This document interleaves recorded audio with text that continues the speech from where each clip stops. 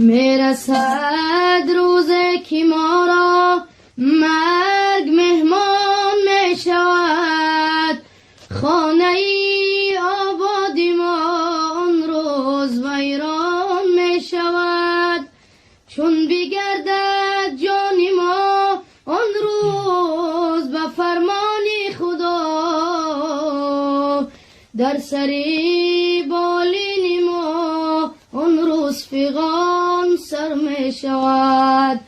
چون بگردد جان ما آن روز به فرمان خدا، در سری بالین ما آن روز فغان سر می شود. در سری بالین ما آن روز فغان سر می شود.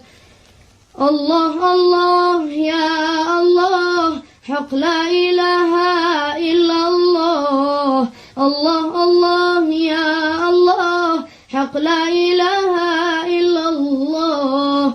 صلی علی محمد سخی یا رسول الله. صلی علی محمد سخی یا رسول الله.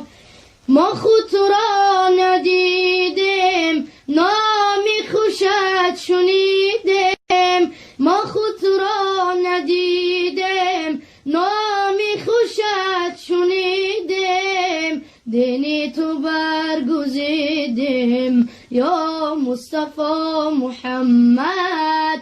دینی تو برگزیدیم یا مصطفی محمد. الله الله یا الله، حق لا اله الا الله. صلی علی محمد سخی یا رسول الله. صلی علی محمد سخی یا رسول الله. در مکه شد مکانت بالای عرش نامد. در مکه شد مکانت بالای عرش نامد. حق میگوید سلامت یا مصطفی محمد. حق میگوید سلامت یا مصطفی محمد. فردا همین محمد نزدیکی محشر آید. فردا همین محمد نزدیکی محشر آید. محشر کند تماشا از جمال محمد. محشر کند تماشا از جمال محمد.